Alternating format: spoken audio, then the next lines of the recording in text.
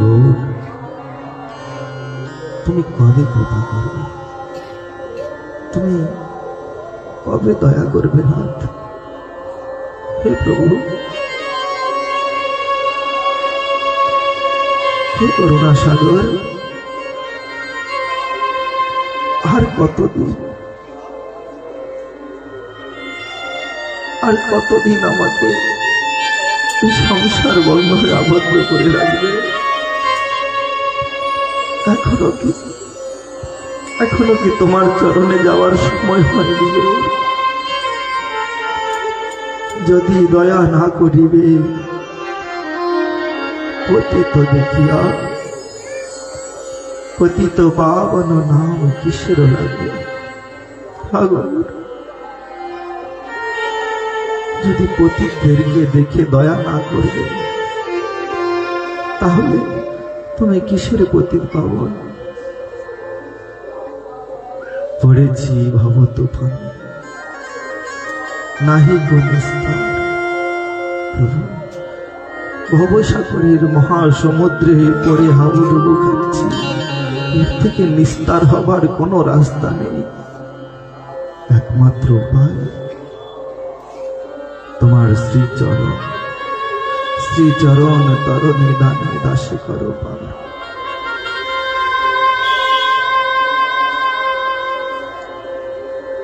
একবার আমার গুরু মহারাজকে প্রণাম করে যখন তার সম্মুখে বসেছিলাম, বাবা বলছেন, বল কি লাগবে? আমরা আর কি চাইব গুরুদেবের কাছে? বাবা, যেন গৌরের চরণে ভক্তি হয়, যেন গৌরের ভজন করতে পারি। বাবা বলছেন, মূর্খ, আমাদের কি এমন পূর্বজন্মের সৌভাগ্য স্বীকৃতি আছে রে, যে আমরা গৌরের ভজন করব? গৌরের চরণে আমাদের অনুরাগ হবে? কি এমন আমরা কর্ম করেছি? সবাই বাবার দিকে তাকিয়ে রয়েছে। বাবা কি বলছেন? বাবা বলছেন, দেখ, ভগবানের ভজন ভগবানের কৃপা ছাড়া হয় না রে।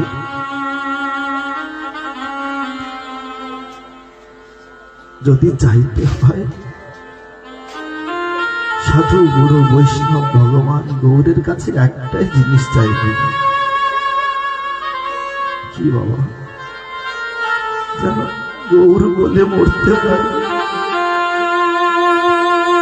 ভজন হোক না হোক, সব তো গৌরের ইচ্ছা। যেন শেষ সময়ে গৌরের নামটি মুখে থাকে। বৈষ্ণবীরা এটাই আমাদের শিক্ষা দিয়ে গেছেন। পূজ্য শ্রী রামদাস বাবাজি মহারাজ, তার জীবনীতে আমরা দেখতে পাই তিনি ছোট বড় সবাইকেই প্রণাম করতেন।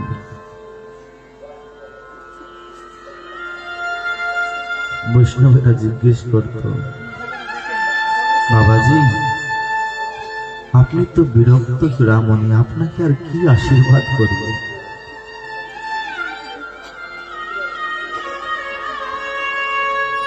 কোন রামদাস বাবাজি মহারাজ?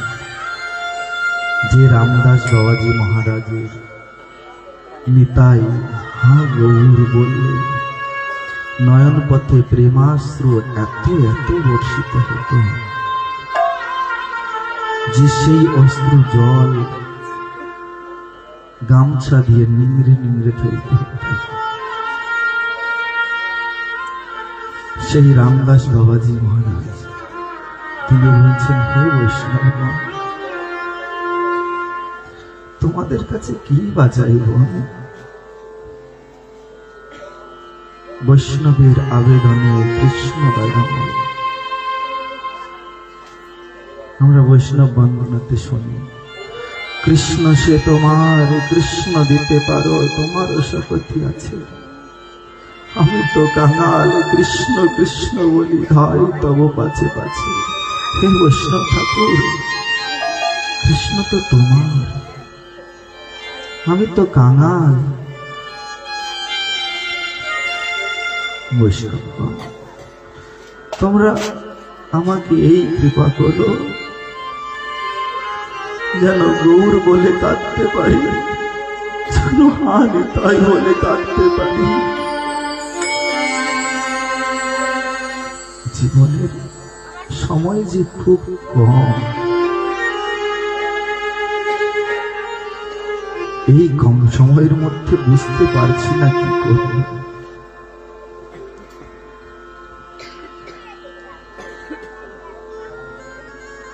সবাইকে আমার মনে